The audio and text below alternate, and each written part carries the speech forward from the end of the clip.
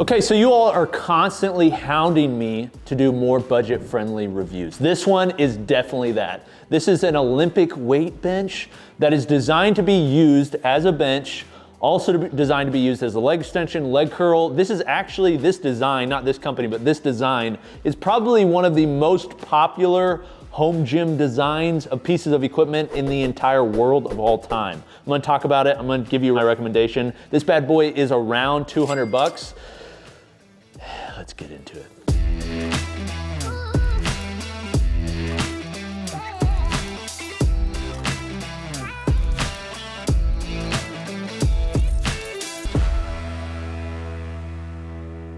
Hey guys, this is Coop from Garage Gym Reviews, and if this is your first time here, we review gym equipment specifically for home gyms. We've reviewed thousands and thousands of pieces of equipment. If you'd like to see that, make sure you subscribe. And if you'd like to see other reviews on more budget-oriented equipment, let me know in the comments and I'll try and run through them. Now, just so you know, if you'd like to support us, check out the links below, like button. That's where we'll get a small commission from the company. Doesn't increase what you pay, but I'd just like to say it for transparency's sake. Also, Flybird sent this free for a review. Now, as you'll probably see in the review, it's not gonna change my critical thoughts.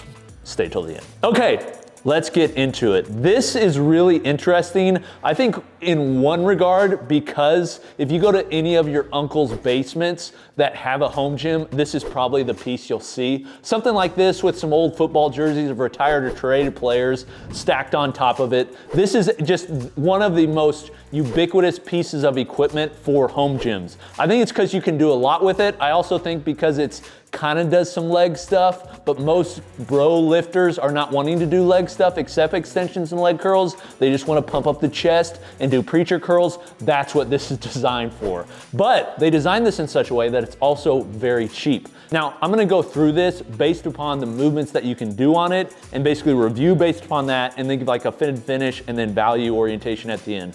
This video is brought to you by Element. Element is a sugar-free electrolyte drink mix. We actually reached out to Element because I've been using Element as a subscriber, paid subscriber for over a year. I actually drink these every single day, not kidding. It's one of the most simple supplements that's out there. It's an electrolyte drink mix. Actually, one of the things that Element talks a lot about is you need more salt in your life. You need more salt in your diet. Most people think they have too much sodium.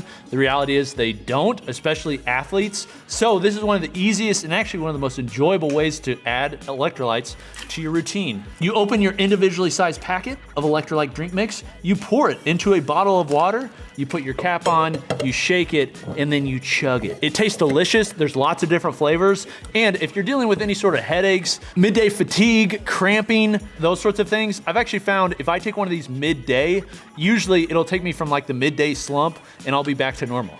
And they taste delicious. Many different flavors, the ones I'd recommend. I like grapefruit the best, but they also have citrus. Also, if you wanna put one in your coffee, the chocolate ones are available as well. If you're a part of the GGR community, that's you watching, if you would like to get Element and receive a free gift just for you, use the link below, like button, and you'll be able to get a free sample pack of Element, and you can be electrolyted just like I don't think it's a word, by the way, but delicious.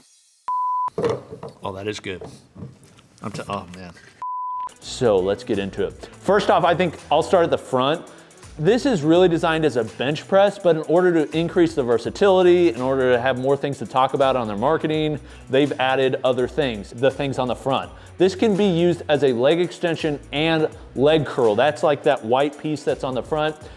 I'll say this, I'll talk about the leg extension first. The leg extension, it does what you'd expect with a plate-loaded leg extension. There's a 1-inch standard rod on the front. Standard plates are 1-inch hole. Most plates that you see today are Olympic sized, but because it's standard, it means you can use both standard plates, which a lot of people that may have this bench could use because they're cheaper and just an older style. You can also use an Olympic plate, which I actually have on there now, which is an Eleiko plate. Funny how that works out. That plate itself, a 25-pound plate, probably costs more than this entire bench. That's ridiculous. But you can use the leg extension just like you can a normal leg extension with these small foam pads. Now on their site, and this is like Flybird wide, they talk about the foam pads as if they're really nice. They're not. They use renders on their site. One of the very annoying things about this company and others, and it's usually the cheaper companies that they have renderings they're using. When it's in person, it's actually pretty nice fit and finish, but the foam pads on this are one of the weak points. So if you're gonna use this for leg extension or leg curls, I'd wrap some extra towels around it, because if you're using it heavy, which this can kind of go heavy, it's got a 220 pound max rating. The problem is, in its current orientation, if you're using a normal 450 millimeter plate, which is what like 45 pound plates are, they're gonna kind of get in the way of your legs. They kind of like rub into your shins. So really it's designed for 25 pound plates, which means if you do 25 pound plates, you're only gonna be able to lift so much. Really this bench is designed for more like beginner lifters. If you're somebody that's lifting a lot on leg extensions, this probably isn't the machine for you. But I just say, it does allow you to do leg extensions. You can do leg extensions all the way from the bottom to the top. Now I will say what it's lacking is a full ROM. So like on a really high-end leg extension, you're gonna get a nice stretch all the way back. Oftentimes it's adjustable too, and the more ROM, the more potential gains. So this is lacking that. So just understand like the stopping point or the starting point is kind of like it's not very stretched. But you can go all the way to the top and come all the way back down. Then you have the leg curl, which is on the same arm. If you notice, it's just kind of like a C-shaped arm. There's pads at the bottom, pads at the top. Use the same weight horn. It allows you to switch from leg extensions to leg curls. A lot of people will like to superset those, and you can do that on this. Now, I will say, the leg extension on this, just the moment arm and just the feeling of it is much better than the leg curl. The leg curl, due to the way that it's fixed, it ends up rolling up on your calves. So I prefer, and pretty much everybody that's doing a lying leg curl prefers, the ability for it to sit more on the ankles. Well, it kind of starts at like high ankle and then rolls onto your calves. Not a good feeling. Honestly, like I wish they just wouldn't have put that on there, because if they didn't put that on there, you would have been able to use the leg extension in doing standing leg curls. That would have been superior. And that's how they should have marketed it. I think they put on there so they could have like something else to say about it. But really, you could have been able to do standing leg curls if that pad wasn't in the way. So I don't like the leg curl. Leg extension, for the price, it works. Then we have the preacher pad. Again, bro movements. This is where we get into it. This guy has a preacher curl pad. Like, if you want to know who this product is marketed to, just see if it has a preacher curl attachment. This one's got it, baby. The problem is, it's so freaking thin. Like, you can't really do double arm. You can do double arm, but you got to be like kind of around here. It's very annoying. It's not just, it's designed to look like something. It's not really designed to be used. Also, the other thing to say about this is another reason why I wish they wouldn't have put the leg curl attachment is the fact that you can't get full ROM with the bar, because the leg curl attachment is in the way. So if you're sitting on it doing preacher curls, you're gonna hit that leg curl attachment. It's gonna be in the way. Also, if you're doing dumbbells, you kind of like gotta go out of the way. It just, the preacher curl attachment, because of the leg curl attachment, is just less than what it should be. Like the padding on it is the same padding that's used on the bench. So is the foam, which I'll get into that in a moment. But just understand, like, they size this thing in such a way that it's made to be pretty small due to the price point. So they're using less steel, just less material overall. But on their site, they're using this really massive guy, but they've shrunk him down to make the bench look bigger than the guy. But when in person, this thing is actually really small. So don't use the rando guy that they found and then shrunk him in Photoshop on the website to gauge how big this thing is, because this thing is actually somewhat small, and especially the preacher curl attachment. Now to the bench, and this is the part that I think most of you are interested in. That other stuff is kind of like icings on top of the cake.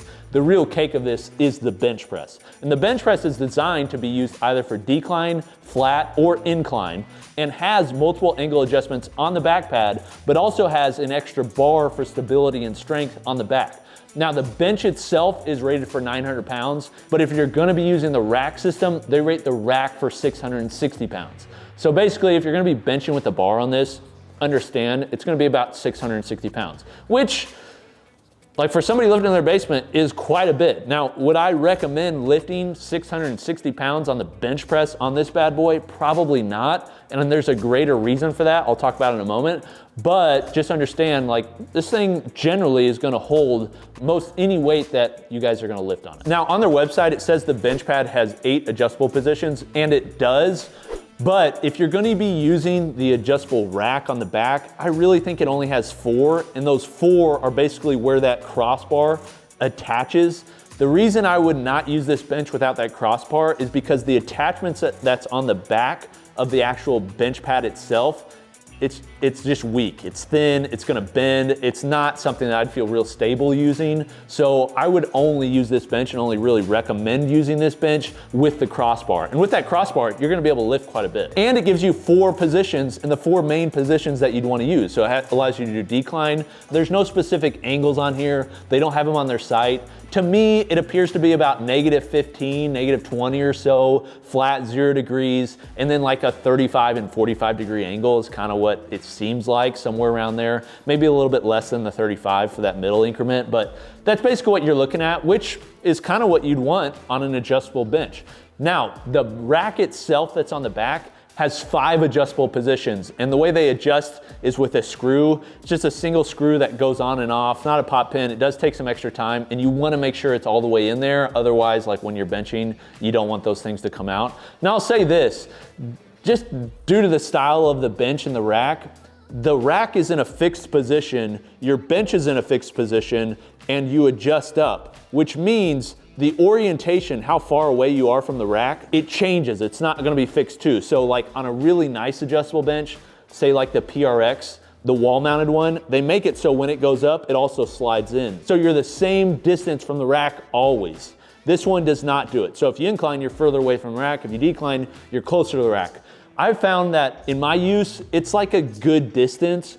On some of the uses, like the high incline, you gotta kind of stretch far behind. On the decline, the rack kind of gets in the way a little bit, but it's just kind of the perfect orientation. If it was farther back or farther forward, it'd get a bit annoying. And depending on where you line up on the bench, how tall you are, it may be different for you, but I'm pretty much average sized, not an average lifter, but pretty average sized. And if that's you, then you're probably gonna fit on the bench. Now, one thing of note, the width on this is 39 inches. And that's not the inside width. Actually, the inside width is even less. When you put a bar on here where the IPF knurl markings are gonna be, it's basically just outside of that.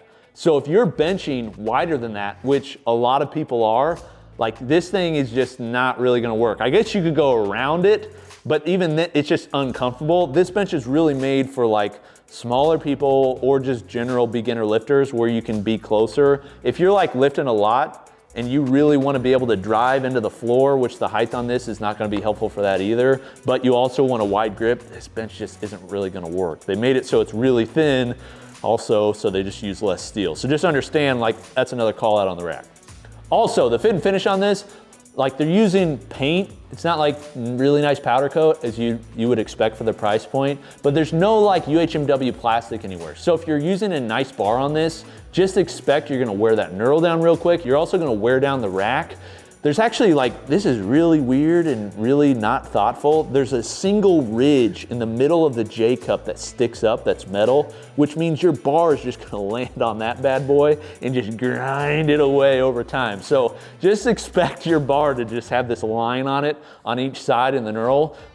And also you're just gonna wear the paint off of this. So just understand that, but again, $200 bench, what do you expect? Okay, then to just kind of the safety of this unit.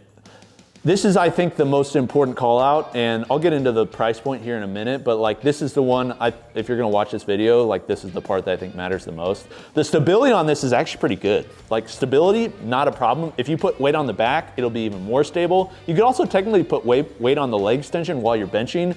It'd be pretty stable. So actually using this in use, it's not bad. The bench pad is the same as Flybird uses on their other bench, which is kind of a cheap foam, but it's not so bad. It's pretty soft, but I mean, it's what you'd expect for the price. The vinyl's really cheap. It'll end up ripping. But again, what do you expect for the price point? But the stability, like, I would not worry about using this because of the stability. But there is a reason I would worry about using this, and a reason, like, truthfully, I just can't in my conscience recommend this, and this is why.